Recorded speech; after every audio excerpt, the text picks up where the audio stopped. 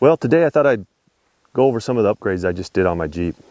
Kind of update the build that I've been doing. So anyway, there's several different things that I've done. Well, a couple different things I've done. But so last August, I kind of been messing around with this coil, or the coilovers, the springs on them. Decided the spring rate wasn't quite right, so did some research. We ended up ordering some new springs. Little stiffer rate. It just wasn't holding the Jeep up like it needed to be, and I'm riding more on the stiffer part of the spring. So anyway, we ordered those in August. Didn't get them till almost, I think it was a week before Christmas, so it took a while. And anyway, and then I ordered some other stuff to go along with that. And then after doing that, I decided I wanted to change the bumper. So I did this while I was waiting for all the other stuff to come in. But I kind of been having a problem where when I was pulling my totalback trailer, the overland trailer, during the summertime when it was up around 80 degrees and I was going over a pretty good grade, my engine temperature would tick up a little bit, and then I'd lose power. It kicked me up a gear, so then I just didn't have the power to go. So anyway, trying to figure out how to maybe help the problem that I was having there, and come to the conclusion my other bumper, the winch sat up on top, so it was blocking, I don't know, about half the grill. So I decided to start off with, I switched bumpers, so I got my winch down in the bumper, so that lets more air flow through, and hopefully that will make a difference. I got a couple other things I can do too if I need to do more, but I'm hoping that will make a huge difference. So I ended up going with the Rebel off-road bumper, and I don't know, I like the looks of it. And so I ended up changing this out, changed the lights from the factory lights to rigid, and they're a lot brighter than the original lights. In fact, they're so bright they almost overpower my headlights, which they're not LEDs, which is something I'll be changing here before long. So that was the first thing I did while I was waiting for the other parts to come in. So maybe we'll take a step around the side and talk about the other couple things that I was working on. All right, so now we're kind of around here to the side. Kind of talk about the coilovers a little bit. But anyway, so I ended up ordering new springs for the coilovers, and so it actually ended up raising the Jeep a bit. Before I was having a problem, it was just on the bump stops all the time, so it just didn't have a good, it started out not too bad, and it's like as they settled, especially the back, the front wasn't so bad, but the back was really bad. And then you put anything in there, like my recovery gear or anything, it just seemed like I was just always, sitting on the bump stops, and I adjusted them, and then they just kept going down.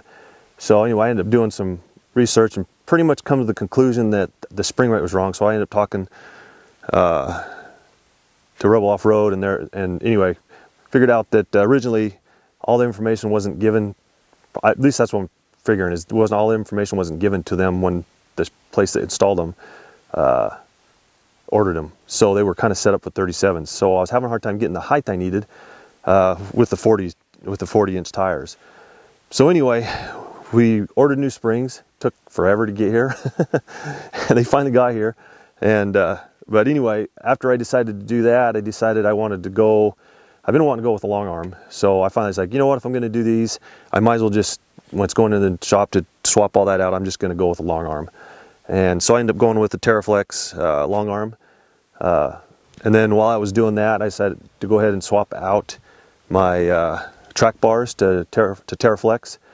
And part of the reason I did the track bars is, well, everything matches, but the other part of the reason was my brother's wife, my sister-in-law, has a Jeep JL, and in fact, you've probably seen them in some of the videos, but she's wanting to put something on, and I'd already pulled off the springs and the shocks and all that, and had them sitting, and he was talking about it, and he was talking about doing the 3.5-inch metal cloak. I'm like, well, if you're going to do that, I've got a lot of the stuff. You just have to buy a few things that that's not with it, because there's a couple things that are still on my Jeep.